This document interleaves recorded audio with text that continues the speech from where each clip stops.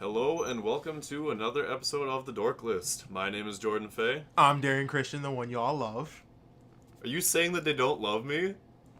Jerk? I'm just saying. Jerk? No. I'm just saying. Well, I'm just Super Saiyan. Ooh, Oh! burn. Okay.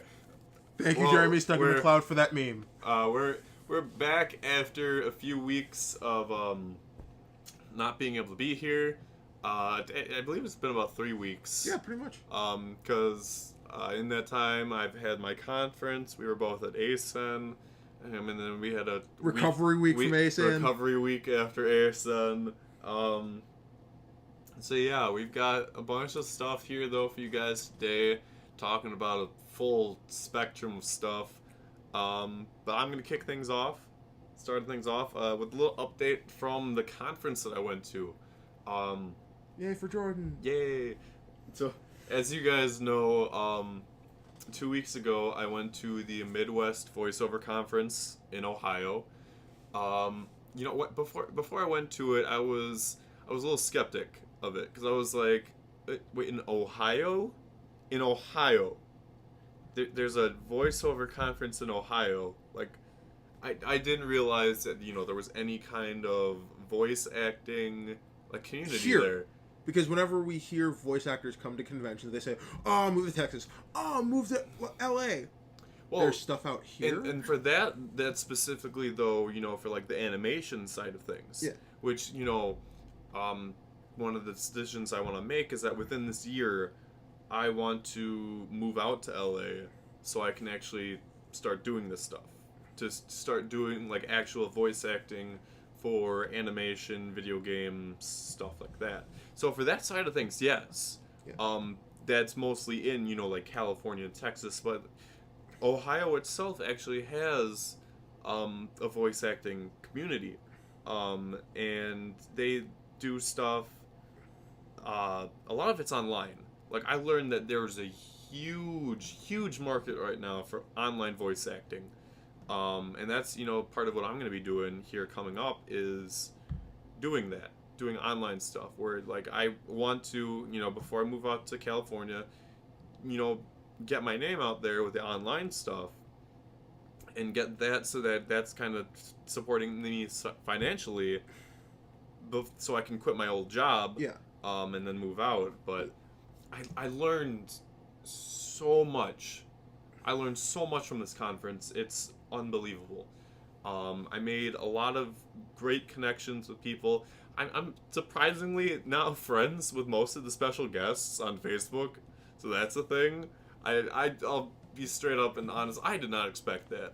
I did not expect, on the first night I'm sitting in the restaurant after the meet and greet, just sitting alone in a booth, and then the special guests just kind of walk in, sit at a table next to mine, and is like, "Hey, you want to come join us?" And I'm like, "What? Me? You, that was Jordan's the start. Special people. That was the start of everything. Yeah, I'm with all the special people, and even on that Saturday night, after everything was finishing up, I got to hang out with all of them again, and even my profile picture right now, that the guy standing next to me is Mark Grau. He's an amazing guy. I'm not saying that everybody else wasn't amazing, because everybody was phenomenal. And phenomenal. I said phenomenal. Phenomenal. It's phenomenal. We mentioned it. We have got a new word, people. Phenomenal. That's our new word right there. Yeah. Also, we're starting something new with a new word. That's cookie. We're gonna start. I'm starting that now. That's cookie? That's cookie. Whenever something's cool now, we're gonna call it cookie. Okay. If you it's say cookie. So, it's gonna be a thing. It's gonna be a thing. It's gonna be a thing now. But yeah, it's just absolutely incredible. I posted about it on my Facebook when I got home. Just fantastic. And I'm really looking forward to the future. And then we're gonna have to spend a lot of money for the future, but it'll be worth it. Such is life. Yeah. Well, that's it for me on the conference. I promised Darian we haven't touched it since that first episode where he kind of just blurted it out during his own introduction. But Darian really wants to cover wrestling because there were some very big moments that happened recently, right? Yeah. All right. First thing I want to go over for wrestling, and I know this is the part where you're all going to tune out, so for the people who like wrestling and are still listening to this, I believe the match of the year already, and I'm praying to God that I know there can be better matches during the year, but so far the match of the year for me is not something from Wrestle Kingdom. It is not something from WrestleMania. It is Sasha Banks versus Becky Lynch for the NXT Women's Championship this week. It was the most phenomenal match I have seen all year. To people who consistently say women wrestling cannot outbeat a man's wrestling match, watch that match. It's from NXT TakeOver Unstoppable that just happened last Wednesday. You can get it on Hulu. You can get it on the WWE Network, cheap for only $9.99. Wrestling fans will get that. Well, a lot of stuff is $9.99. Well, no, they make it a thing where they have to say it's always $9.99 whenever they make a cheap mention for it. Okay, that's cookie. But anything, that match is like the most amazing match I've ever seen.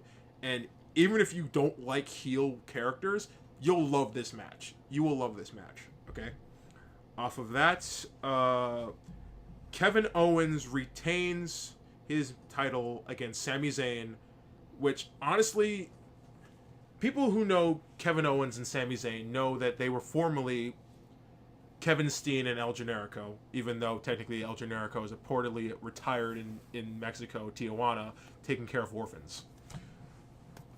Anyway, the guy who replaced El Generico, Sami Zayn, they played off the injury angle well, where Sami's hurt because after one powerbomb to the apron, I know apron powerbombs hurt because their powerbombs do a steel apron. He took one powerbomb and then got punched in the face over and over again. Kind of got hit with the chair right before the game changer happened. So, people, I'm going to say spoiler alert, although you probably have seen photos of this already on the internet. Samoa Joe just debuted on NXT. For people who don't know who Samoa Joe is, he's a former Ring of Honor World Heavyweight Champion. I believe the longest reigning one in history. He's also a former TNA World Heavyweight Champion and former TNA mainstay. Just debuted on NXT. Finally, his first spot in the WWE. After the match, right as Kevin really hit Sami with a chair, even though it really seemed like he wasn't supposed to. Anyways, as soon as that happens, Samoa Joe comes out, stares down Kevin Owens, and Kevin Owens backs off like the coward that he is. Yes, I'm watching you, Kevin. I'm watching you. But all in all, the match was pretty great because Sami was actually on the offensive in the most part of the match instead of getting his butt kicked for most of it. But all in all, it was pretty okay. Finn Balor is our new number one contender, beating Tyler Breeze.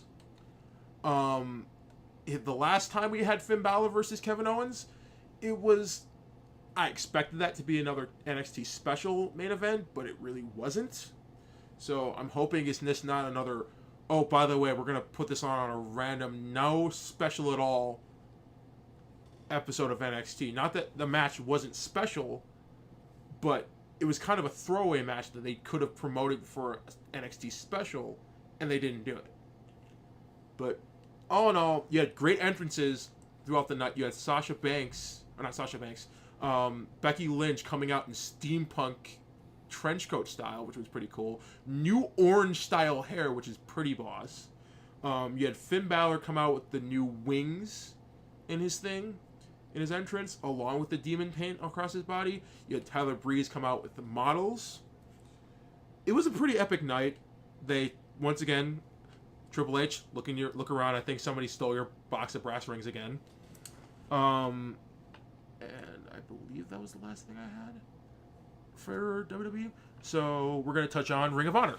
Last week was Global Wars and War of the Worlds. They're nice promotional nights with New Japan Pro Wrestling, which is my favorite Japanese company in Japan.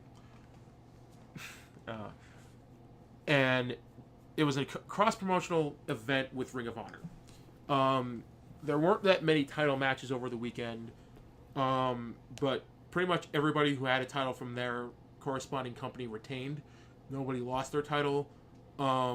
Jay Briscoe defended against Bobby Fish in a great match. And then it was announced that Jay Briscoe will be defending his title at Best in the World in, I believe, June against Jay Lethal, who has been Ring of Honor World Television Champion since last year's Supercard of Honor. It'll be nice to see who actually walks out because Jay Briscoe hasn't been pinned in nearly 2.5 years, and Jay Lethal hasn't lost a TV title since he won it last year. So it'll be cool to see that come to a head. Also, one of my favorite things, I've always wanted to say this to a group of people, Adam Cole, baby, is back in Ring of Honor from his injury. He was in a match against the Bullet Club against AJ Styles and the Young Bucks. They won the match, which was really shocking to me. But, yeah, so that's a thing. And then Cedric Alexander, probably one of my favorite African-American wrestlers today, turned heel last week against Moose, who I don't think is so that impressive. He turned heel, ending the streak of Moose in Ring of Honor. Big changes last week in wrestling. Big changes recently in wrestling. I'll try and do this more, but we got to kind of wrap this up simply. So, hey, if you like wrestling, take a look at it. If not, get into it. It's pretty epic stuff happening. Yeah, Darian's really into wrestling, so Yeah. like he knows what he's talking about. Yeah. I wouldn't suggest it if I didn't think it was cool. So NXT, it's on Hulu. It'll come out on Thursday. It won't be on the day of. Watch the WWE Network. Ring of Honor, they have their weekly TVs every week. They always come out every Thursday morning, and they're on there for a week, and that's free. That's free. Hulu isn't free. You have to pay for that. I pay for that. I pay for that. So, yeah. Watch NXT, watch Ring of Honor. They're epic. I might get on some more independent companies. I want to start talking about Evolve Wrestling. So, hopefully progress once I probably get near it. But, like I said, we got to move on, so let's move on. Yeah. So, next thing we're going to talk about, A-Sun was last weekend. Yeah! Anime Central. Another great year, in my opinion. For somebody who's been there multiple times. I've been there 3 years in a row now. And A-Sun has never really disappointed me, I will say. For me anyway, A-Sun has been more so about the cosplay aspect. Specifically for me anyway, just because for Anime Central, they really organize meetups Really well. And that's something that can't necessarily be said for other conventions to the same degree that Anime Central has. Yeah, the only weird thing about cosplay meetups is we couldn't necessarily find this Golden Sun meetup, which was weird. Maybe it got canceled or something, but I kind of agree a little bit that the way that they set it up was a little bit different, I think, than they had years prior, where not all of the meetups were outside like they used to be. Like don't get me wrong, most of them were, but then you also had one meetup site inside, well, two inside specifically, where the only way that you could actually get into those were if you had badges. So for those that ghosted, weren't necessarily able to get into. Like I know specifically the JoJo one, which I'll touch on in just a bit, was over by the fountain indoors, but there was also a stage right when you got into the dealer floor, right to the right of like the entrance. Official, like, it was like kind of red carpet style with like the logo and everything behind it. It kind of struck me as weird that it was right there, because that could have obstructed traffic more than what it did. Saturday for a while. Right, for a little bit, like with the bigger ones. Yeah. But like otherwise, the dealer room was pretty great. Not gonna lie. It's the biggest dealer room I've ever been in. I kept walking and walking, and it was like, it's the second biggest for me, just because I been to Wizard World. Well, I've been to C2E2. What I meant by like biggest ones is the biggest anime convention dealer room I've ever been in. Fair enough. And that's because it's at the Of course, Rosemont Convention Center, and they yeah. utilize that space. That entire space instead of like for Midwest last year where they utilized half the space. It's also because it's a smaller convention though. Yeah. Vastly smaller. Yeah. So for those looking for like a more intimate convention kind of thing, that's where they can get it. But other than that, it was what I liked about this convention is that it was like Jordan said, it was about the cosplay. I took more photos this year at than I have at any other convention. And once you get, there was like this escalator. There's this escalator hall leading into the dealer hall, and people were just having impromptu cosplay shoots right there. Oh yeah. And it was amazing to see all the cosplays in that one big ginormous space. And one thing I really liked about, instead of like having from the Hyatt to the Donald E. Stevens Convention Center, there weren't a lot of people stopping in the walkway in the skywalk to take pictures. Because if you had pictures, you took them there where you had a predominant amount of room to just do that anywhere. So honestly, I liked it. So far, it was my first ASN. I kind of had a mishap my first nights. I had a mishap the second night. I had a party with some friends in one of their rooms, and somebody got sick. I won't name names. It was a big thing. Paramedics had to be called. Don't worry, everybody's okay. Guy's okay. He came back later that night and apologized to my friend. But other than that, first night was a big hiccup. But I don't know. I think this is like honestly the fastest reality-wise weekend I've ever had at a convention. Where Friday was really, really slow, and Saturday went insanely fast for me. I don't know if you've ever like had that happen. No, I can see that because I can agree to an extent that Saturday went really fast. Like everything just leading up to the JoJo shoot. Where I met so many new friends thanks to the JoJo shoot. Lucky. I'm gonna give out a shout out to Shaibi because she would probably kill me if I didn't say it, because I mean we've been texting ever since. Lucky and jerk. Skyping. At least you made other female friends at this convention. I made friends in general. You made more friends than I did. But the JoJo shoot was just oh awesome. My god! I walked by with my friend, with one of my friends, and we were just talking about JoJo. We turned a corner, walked into the room, and there was Jordan in this room with all these JoJo people. It was massive. Yeah. Well, and that's what it was actually really legitimately surprising for me. Because, I mean, you've got those series where they have a bunch of people that will always be fans and cosplaying for. You got Bleach. Attack on Titan. You've got Attack on Titan. You've got Naruto. You've got One Piece. And I mean, the first ASEN that I went to, the Saturday of the con, I was Ace from One Piece. And the One Piece people were absolutely fantastic. I mean, Sonny Strait, the voice of Usopp, actually walked out and took pictures with us. That was fantastic.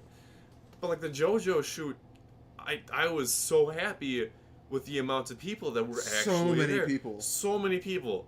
So many poses. So many poses. Because it's JoJo. You can't have JoJo without poses. Tell them about your shirt.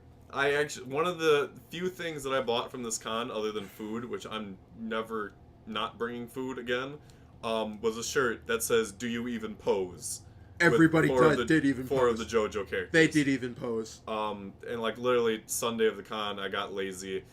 And this was another thing where like I found out with cosplaying, I had my first legitimate cosplay fail in my mind. And that was Friday.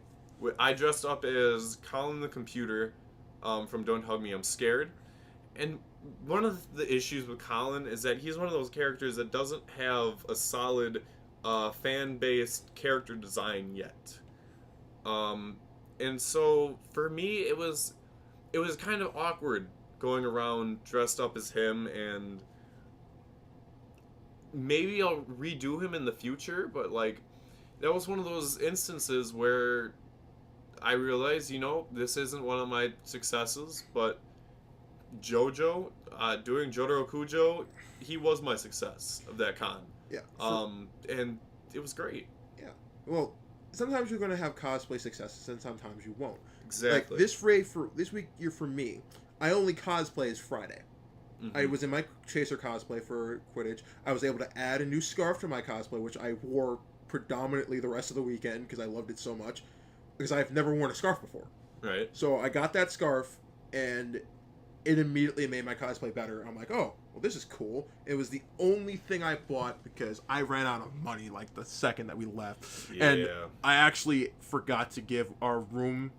Oh, a shout out to our room guy, Henry, who allowed us to stay like not even 3 weeks before. Not even kidding. Not even 3 weeks. And we didn't even stay in the Hyatt. That being said, there were actually like room mix-ups with actual, the people that were supposed to be working the con. Not all the people that were actually working there got to stay in the Hyatt because of reservation mix-ups. Yeah. But we got to stay in a hotel with Henry. We got to stay up in the Westin. The hotel had a freaking pool. It had a pool. The Westin had a pool, and it was fantastic. We have not been to a convention in years. Oh, I don't know about you. That had a pool. That Daishokan. Oh, Daishokan always has to have. It's the Wisconsin Dells. Exactly, but I'm just saying, you can't say without. It doesn't count. It's it Daisho. Totally counts. It's the Wisconsin Dells. Never mind. Anyway, but that was genuinely nice. It was a fancy hotel. But you no free Wi-Fi, so that was no free the one Wi-Fi. downside. They made you milk for that money everywhere else. But I used the workout room Friday night because I couldn't sleep until like 1 or 2 in the morning. I used it Saturday morning. It's a nice room. Yep. How packed was it in there for you? It was empty when I went. It was empty when I went too. It was nice. It had a pool in it. Although that if you wanted to swim past midnight, you had to go through the workout room to do that. But other than that, I like the hotel we stay in. Only negative thing I will say about this convention that I've never had a problem with is going into a panel late and not being able to go in because of it. Because when you went to certain panels at ASIN this year, there was so much. It was such a cluster. I'm trying to think of the word that happens when your nose gets stuffed. Another word for that. Oh, the hallways were congested. Okay. There was hallway congestion everywhere. You didn't always get into a panel that you always went into. There was always a line. I've never had that happen with pretty much any other convention I've been to. And that's because of the sheer size that ASIN is. Yeah. I think. Yeah, but also, if you didn't go into a panel at a certain time, you weren't getting it. And honestly, I didn't like that because I wanted to get into the mythos of Pokemon because I really, really, really, really wanted to get in there. I couldn't get in because I showed up not because I couldn't get there in time, not because I couldn't stand in line, but because I couldn't get there in time. Because I had to walk halfway across the convention to get there, and then once I got there, it said, "Oh, I'm sorry, we can't let people go in and out." I'm like, "I'm not going in and out. Can't you let me in when somebody leaves?" And somebody just left, and they said, "Nope, you can't go in." Also, cool thing, not going completely back to wrestling, I met like several people wearing Bullet Club t-shirts, and I got to 2 suite so many people, and it was so awesome. Coming back from the rave, and I'm not a raver. What? Was it Cookie? It was Cookie. It was so Cookie. I got to 2 suite so many people. Anyway, people who know what Bullet Club is, this is Darian, 2 sweeting ya. Keep on 2 sweeting people. Moving on. But other than all... Yeah, because we do need to move... We do need to move on. We went over 5 minutes on our ASIN talk. ASIN was too great. It was good. Okay. So moving on from moving ASIN. on. Okay, so it's been 3 weeks approximately since we covered that. 3 or 4 weeks, whatever. Since we talked about this, but we have new news now about Digimon. The Digimon promotional video that dropped 2 weeks ago. I put up a Digimon Adventure Tri video after it. Yeah, he got a lot of views. I got an insane amount of views. I actually do not know how many I have right now, but it was over 800. But it's more than any of these videos have had so far. But all in all, I didn't want to like make a status on it about Facebook. I wanted to make like an actual you wanted to give it the actual address that it needed. So, and I said it was going to be short, but it turned out being more than 28 minutes. Yeah, it was long. It was long, but I wanted to cover everything I possibly could. But it's got the same amount of views on YouTube. If you want to look it up, I can have Jordan share it. Yeah, and for the purposes of this podcast, so we're gonna keep it. Yeah, we're gonna keep it short. We only got like 3-4 things. Yeah. So the big thing though is that we're not getting like a legitimate new Digimon series like everybody had thought it was gonna be. That's what they kind of presented it that was gonna be, but seeing how they keep. Also, we gotta kind of say something initially. They pushed this back all the way to November. Yeah, and that's just the first part of it too. That's the first part of it. I'll let Jordan say it. Because the thing that they announced is that it's not going to be a legitimate episodic anime. It's going to be presented in the format of 6 movie episodic installments, which is good and bad for several reasons. And what he says in that is that if the first 2 movies don't do well, we may not get the last 4. And this is actually something that, you know, we're talking about because this came up in one of the Digimon panels that we both attended at ASUN, and it was presented in a very well put way. Yeah. Going about this is that, you know, if the 2 first movies really flop, who's to say that we'll get the rest? Because public opinion goes a long way. It's a big thing, and it can be bad and it can be good. Yeah. Like one example is the inclusion of Rio in Tamers, which Jordan learned about this weekend. Which I learned about. Yes, I learned about this weekend because I wasn't entirely adept at knowing all about the Digimon video games. I did not know that there was a series of Digimon video games that came out for a console. The Bandai WonderSwan, which some of you may know, but it's still the Bandai WonderSwan. You don't know what this is. It is so minuscule in reference in that. Yeah. But for people who don't know Ryo Akiyama is the tamer from Digimon Tamers. For people who don't know, he was originally in the Adventure 102 universe until, long story short, he had an emo moment and bailed. Yeah, essentially he kind of just said, I'm going to escape this reality and go to a different reality and be awesome here instead. And it's just like, the reason why they did that is because the public loved Rio. Like, they loved him, he had a great reception, and they wanted to see him in the anime. Yeah. And so the producers... Even though he was in the anime twice. Right, the producers decided, alright, we're going to give him a bigger part, and we're going to include him in Tamers, in a way that was kind of just like, hey, guess who? And for those of us that were in America, we're just sitting here and like, okay, who's this guy? Why is he who's this OP? Important? Who's this OP jerk who's just, like, literally owning Rika? You're pretty much trying to, like, kill Rika's, like, swag at this point. And with all due respect, Rio failed. A little bit, yeah. Because Rika is awesome and she owns Rio's... I can't say it. Yeah.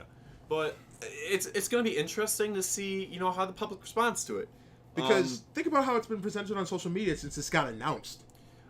I mean, when it originally got announced, everybody was going crazy. They were going bonkers. They're going nuts. When we found out that there was going to be news in April, people were getting anxious, tense. I was going out of my mind the night before. And then they announced that there was going to be actual legitimate news in May, like at the beginning of May, and people were like, "Oh my gosh, oh my gosh, oh my gosh, we're finally going to have news." And then it dawned on us, if you actually went to the website, because they produced a 3 or so minute trailer. Of the original. If you want to even call it a trailer. It's not a trailer. Showing off the kids and their Digimon, and a very, very short fight scene, and a mysterious girl that nobody knows anything about.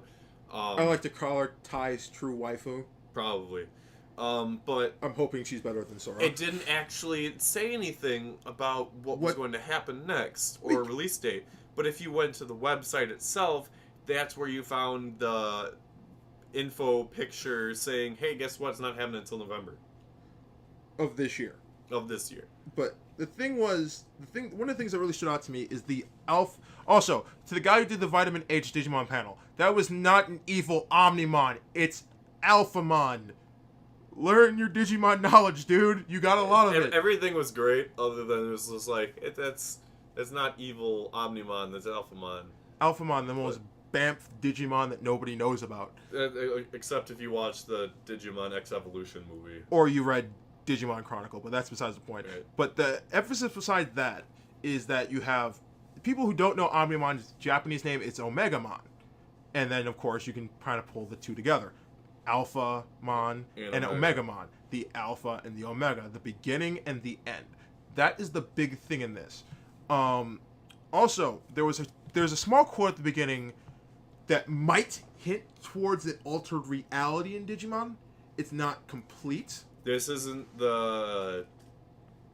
this reality chose us, something along those lines. Has gone the wrong direction. It should have shown it. It might be something like that where the reality's altered. In that case, we're probably getting reboots. If that happens, that might be a reboot. It might not.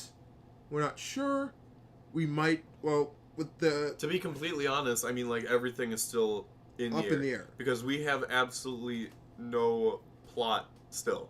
Also, we still don't know if this is going to get simulcast. We don't know how the movies are going to be distributed, or how, like, the format of them is going to be, like how the story flows from movie to movie, or like even within the movies themselves. There are just a lot of question marks still. Yeah. And we don't have the answers to it, and Digimon isn't giving us the answers yet. So hopefully, before November gets around, like a month or two out, we'll have more information. Yeah. But that being said, it's still the most of what we got out of this trailer is the new art style in actual motion, so we don't have to wonder how this is going to work. It's actually pretty great looking. It's pretty great. Yeah. I'm not gonna lie. The visuals in this, the animated visuals in this are just great.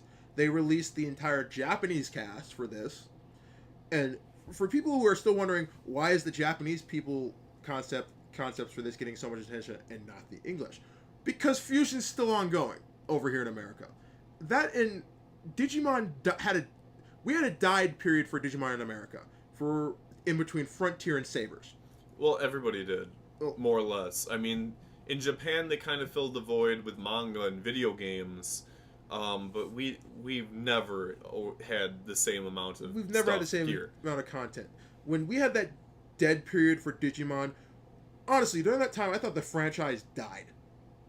I knew about Digital X Evolution. I watched it when it got released on the internet, but that was it for several years. So I thought it was dead. We got Sabers over here eventually, but with all the simulcasting going on in America and throughout many different websites, especially Crunchyroll and Funimation, I would love for them to make an address on who's going to simulcast it, or if it will get simulcasted at all. Because if anything, if they want the proper response for this series, they have to make an effort to get it over to Western audiences. Agreed. Because if they have because honestly, for Digimon Adventure Tri, they shouldn't have to worry about a Western response for this, because there will be one. So, also, I hope they don't go the route for when these movies are released. They don't go the route of Gundam Unicorn, where it's years in between films. It's not going to happen like that. I can guarantee you it's not going to happen like that, because that was a nightmare. They're not going to do that because they know what happens when you die off for years, like they did between Frontier and Sabers. It nearly killed the franchise. Exactly. If they want to bring this back at all, they can't do that. So, here's hoping. Hopefully, we solve some questions. Like I said, I got my reaction video. If you want to ask questions on that, Jordan will post a link to it. I'll post a link to it. So moving on, though, next thing we want to talk about was developments in the DC television universe, with two very prominent trailers that have premiered very recently, and we're talking about Legends of Tomorrow and Supergirl. Starting off with Legends of Tomorrow, I've been a fan of Arrow, and for the most part Flash as well for a while. I need to actually watch the episodes from He's this not last up season. to date like I am. I'm not up to date, unfortunately, because I've been keeping track of so many other things. It happens. You're a nerd. You're allowed. Right. Thank you.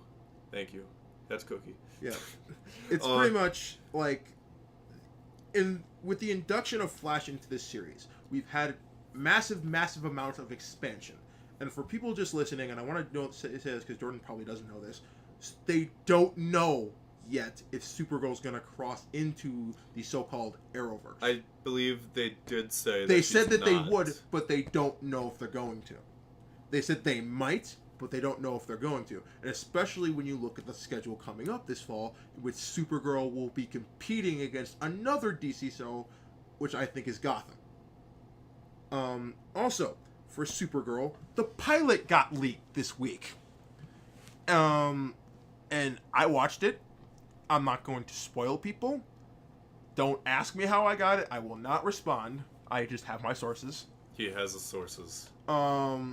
Just for Supergirl, people who know Superman or anything in the Superman universe or part of the family know that Kara Zor-El is the teenage cousin of Superman.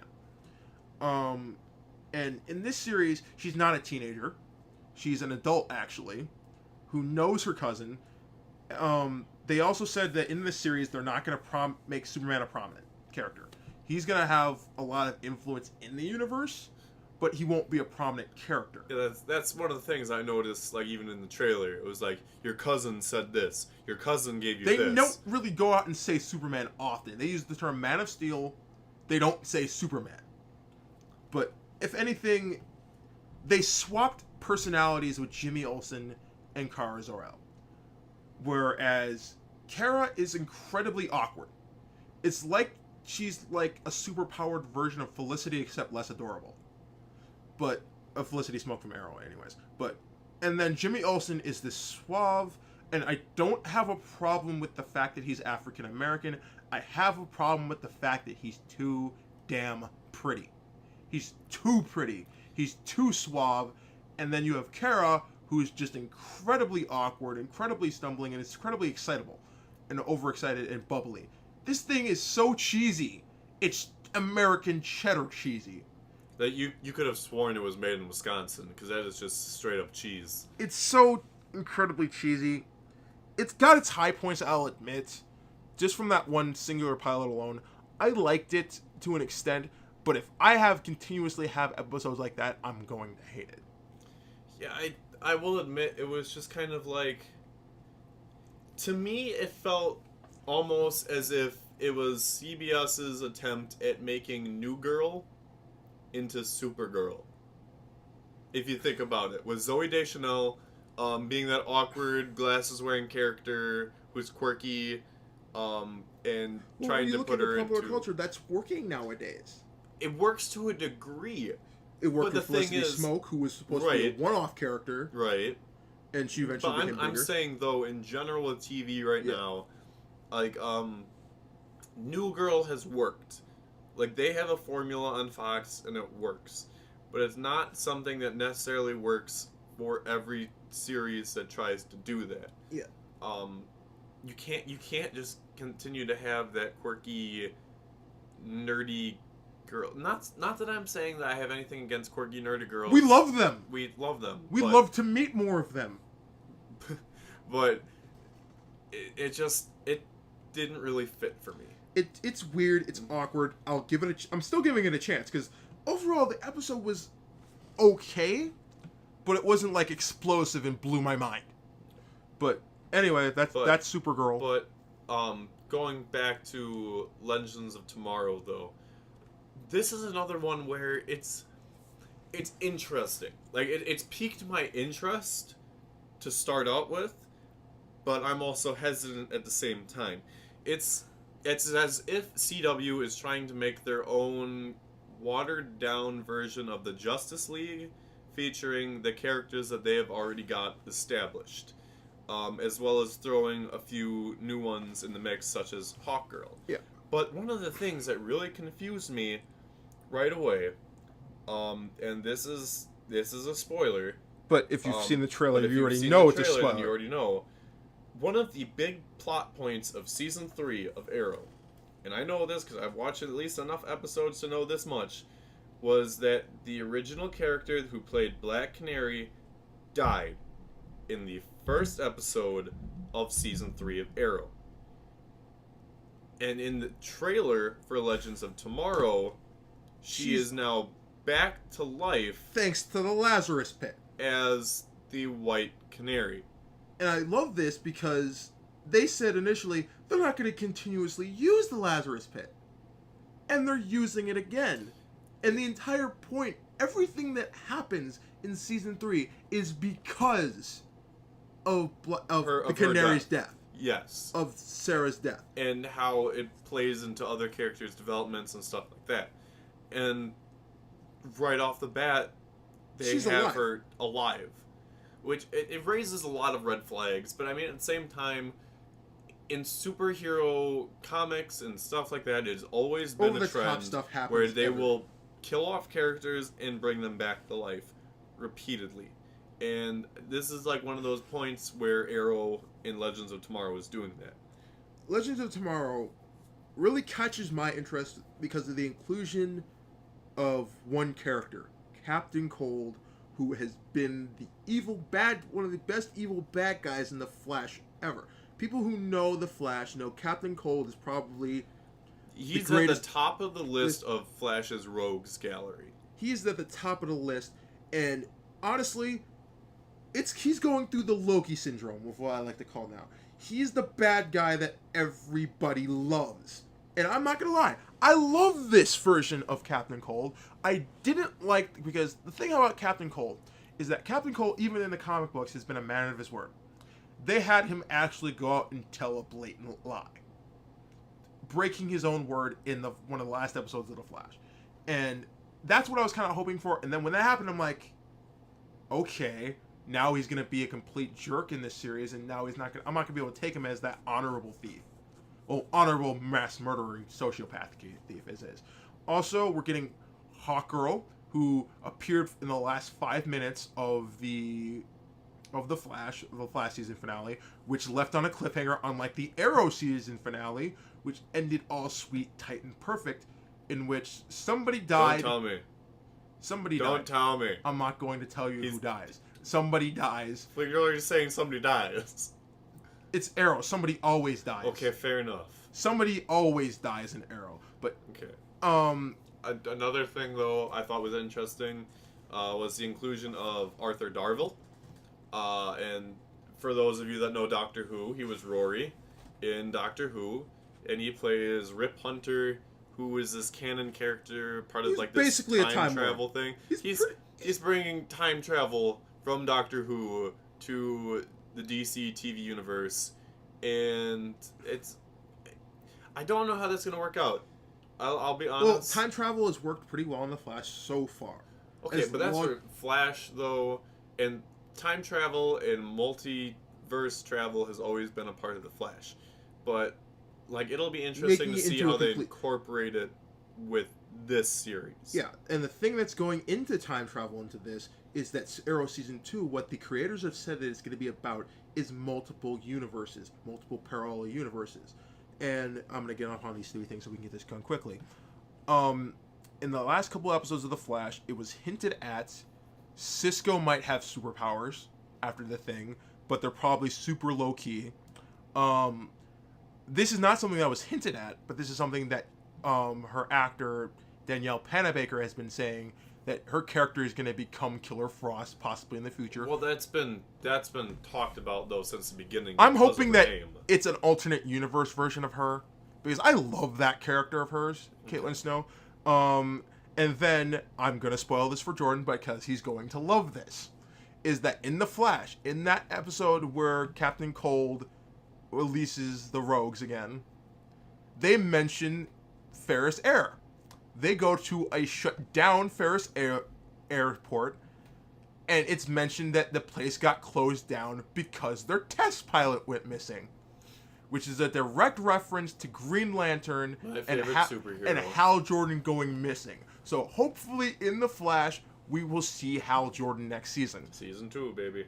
And then also, one of my favorite things, and this was my favorite part of the Flash season finale, is coming out of the wormhole in the last episode was Jay Garrick's Flash helmet, who is the first Flash in existence. He is the original Flash, the Golden Age Flash. And it was like, me, I personally went a fanboy because I'm a Justice Society guy and not a Justice League guy. And Jay Garrick has been one of the focal points for that.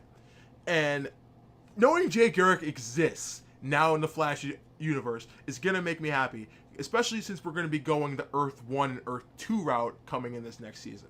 And then we're going to sum this up because we got to make this quick. Arrow Season 4 has promised that there will be no more Arrow. And what it's been hinting at and what people have been theorizing is that it will be the birth of the Green Arrow, the later version of Green Arrow. Also, Thea finally becomes Speedy. Not Arsenal, Speedy, because Colton Haynes left the cast as Arsenal. He's not dead, but he left the cast earlier this season. And he will sometimes be doing guest appearances. He left the cast? He left the cast as a main regular. Really? And he says that he'll come back for guest appearances, and he may come back for full time, but he's leaving the cast for now. Interesting. I did not know that. Yeah. I mean, I had a feeling that there might have been something like that based on how he wasn't in the trailer for Legends of Tomorrow, but okay. And the last thing I want to talk about, and this is something that nobody wants to hear me say. Is it another spoiler? Because you've already spoiled quite a bit. No, there's not going to be much spoiler. Is that with the Arrow season finale, like I said, it ended too tight and perky. It happened. It ended as happy as it possibly could. And I'm going to say that in season 4, somebody in the main cast has to die. Because nobody in the main cast of last season really died last season. Nothing really bad happened. Somebody's got to die, and it has to happen next season. And I'm hoping it's not John Diggle. I'm hoping it's not Felicity. I'm hoping it's not anybody else that's important to me. But okay, somebody's got to die. You're essentially saying, hey, I don't want any of my people to die. Well, I want somebody to die, but somebody has to die. So, alright, well, whatever. Anyway, that's what we got for that. I should have put spoilers at the beginning of this episode. I didn't realize you were going to put it on the title. Okay. I didn't realize there were going to be so many spoilers. Jeez. Spoiler alert! Spoiler alert! Beware! There's spoilers coming! Too late for that. After killing people's eardrums. You fiend. I'm a fiend. That's not Cookie. It's not Cookie. Okay, it's not Cookie. So the last thing that we're going to talk about, and there's no spoilers here, thank goodness, E3 is coming up June 16th to the 18th. Which is every video game fan's fantasy to possibly go to, even though I've already done it. Essentially. Like E3 is that big, it's that time of year where, for the most part, the biggest video game news happens there. In 1 week. In one weekend. And it used to have a whole lot of coverage on it back when G4 was a thing. Spike covers essentially like the first day of it on TV now, and that's it. I use the internet now. But yeah, like use the internet because they stream stuff now. They did that last year. Well, especially Nintendo, because Nintendo has their Nintendo Direct during E3, which people love. Exactly, but you know, there's a lot of stuff to cover with that. We're gonna apologize right away because again, like we brought up in the first episode, we're not really Xbox people. So we that being said, we don't have a whole lot of insight on it. We were gonna have a guest today who could cover that for us, but he had to cancel because Jordan was late, and we forgive him for that. I didn't know he had a time frame, but anyway, we'll maybe cover it again by the time we do another episode. We promise we'll try to be on it a little bit more. Yeah. But we just had stuff. But the one big thing, though, essentially from Microsoft, is that we pretty much know that they're going to have Halo news. They're going to have Fallout news. Gears of War. I don't know. There was something other big, another big name thing. The Banjo Kazooie people with their new game. Banjo Kazooie game. Well, no, not Banjo Kazooie. Banjo Kazooie's still making a game. They're making that spiritual successor, Right, and that's they're what making I'm saying. Yeah. No, I didn't think they were making an actual Banjo and They are. Kazooie game. They're making an actual. They're making both. Well, then they might bring up both of them. Oh. It's a possibility. But Okay, speaking from did you beat Banjo Kazooie as a kid? Either one or Banjo Tooie? I've never played either or. I played Banjo Kazooie. I still have Banjo Kazooie. I'm still like in the 4th level and doing crap right now.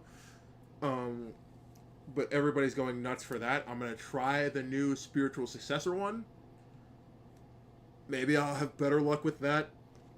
Who knows? But then again, you're talking to the guy who's still trying to beat Super Mario 64, but still has to find the title for that. Alright, we're gonna kind of switch off from which titles we want to hear about, so I'm gonna let Jordan go first. Yeah, so I'm gonna straight up talk about Nintendo. Because Nintendo is the one that I always follow the most. And I want to see follow-up information from last year. Because last year we got a teaser on Legend of Zelda, so by this year I'm expecting actual news, possible plot, stuff like that from E3 this year. I'm also looking for updates on that Yoshi's Yarn story thing, because that was just freaking adorable. There was a thing recently saying that there's going to be all these different Yoshi skins that you can get in-game, so that's kind of cool. I want to hear news on Star Fox, because I heard that there was an announcement that there will be new Star Fox stuff in the future. I also want to hear them give us an update on Amiibos, because Amiibos were one of the biggest successes, yet simultaneously flops of Nintendo, for several reasons. And I'm sure everyone out there shares the same pain and anguish about not getting necessarily the Amiibos that they want, because the third-party markets are just buying them up so that they can sell them at upscale margins. I want to see Nintendo address that, possibly saying, hey, we're going to release more, although it's Nintendo, so not necessarily going to happen. Yeah. I want to see if they'll announce a new, core Nintendo character game. Are we going to see a new Metroid? Are we going to see a new F-Zero game? Are we going to see, as unlikely as it is, a new Ice Climbers game? Because why not? They might just make it a downloadable one. Maybe. Mother 3. For the love of God, give us Mother 3. I yelled about it in the first episode, and I'm gonna yell about it again. This game has, everybody loves these games. Anybody who's played Earthbound loved Earthbound. They've got a cult following. I've played 5 minutes in Earthbound, and I love it already. I've played completely through Mother 3, through a ROM version. I'm sorry I couldn't get the official one, but we love this game. Make more. Or at least translate and localize Mother 3. Well, and then the funny thing is, and I brought this up to Darian before we recorded this, is that last year Nintendo had Robot Chicken do a few sketches during their Nintendo Direct. And even in one of them, somebody in the audience was like, bring us Mother 3! And so maybe they'll actually come through with that, finally. I actually want to see if they actually, surpass the Robot Chicken sketches from last year and give us something great this year. Who knows? But I think, actually the really big thing, though, from Nintendo is that after 25 years, they're bringing their World Championship Series back to E3. People who saw The Wizard kind of know what this is. It's where fans of Nintendo get to compete against each other at all these classic Nintendo games in front of a live audience. And what this does is it brings hope to me that Nintendo will bring back things that people long thought were dead. It took 25 years for this to come back, and Nintendo said they were going to do it. So maybe Nintendo will pay that same respect to other things that have been long neglected. And who knows? Who knows what Nintendo has in store for us? Yeah. Is that all you had? That's all I'm gonna cover, so you can cover some stuff. Yeah. Okay. He's throwing me a bone. That's Cookie. Well, if anything, what I want to see covered is Star Ocean 5, which is now getting a lot of hype for it, especially since this franchise is probably the most undercut franchise I've ever. It's my favorite action RPG franchise, next to the other game I'm going to talk about. But what people don't know about Star Ocean is a cross between Final Fantasy and Star Trek that has its own inclusive universe with all its own distinctive races, and for the most part, the franchise has gone under the radar as one of the RPG gems. Star Ocean 1 was remade into the first departure for the PSP. You may have played that. You may have played... I know a lot of people have played Star Ocean 2, because that's apparently the one that everybody loved. Then there's Star Ocean 3, which is my favorite game of all time. And then there's Star Ocean 4, which came out for the Xbox and ticked a lot of fans off in the beginning. And then they released the international version for the PS3. But that game was so-so, and then reportedly the franchise died along with Tri-Ace, which reportedly died. So I'm hoping to see more news about the new game. I think it's integrity and faithlessness. I'm hoping to hear new stuff about that. We're probably going to hear new news about Final Fantasy 15. And Kingdom Hearts 3. You didn't let me get to that. You ruined that. Now I gotta talk about Kingdom Hearts 3 completely now. Now Final Fantasy 15 is going on the back burner because he brought up Kingdom Hearts 3, and we know that's the one That's you all for want. Hawkeye. He gets revenge on me for the last one. But Kingdom Hearts 3, we got a teaser trailer last year. That wasn't much of a teaser. We got some gameplay, and we got like this slow talking scenario where two people are talking. We're not sure who's talking in that scenario, but then again, every Kingdom Hearts teaser trailer has been cryptic as all hell. They've always been cryptic. They've always been cryptic. I still watched one of the Kingdom Hearts 2 cryptic trailers because it's that good. But anything, I hope we can hear about Kingdom Hearts 3 because they said, hey, we might get a release this year. At least for Japan. At least for Japan. Well, even at least for Japan. Right. But we might get a release this year. But that's probably not going to happen because they haven't said anything all year. So hopefully new Kingdom Hearts 3 news. We need new Pokemon news. Because if anything, the franchise went completely silent for main party games. Main console games. There was a kind of a side game release that has people's attention right now. Pokemon Super Mystery Dungeon. No. Oh. There's like a Rumble game again. That Pokemon Rumble World or Rumble? Something. Oh. But like Darian said, just this week, the title was announced for a new Pokemon Mystery Dungeon game. Super Mystery Dungeon. That being said, for the longest time, there's also been talk of a Pikachu detective game.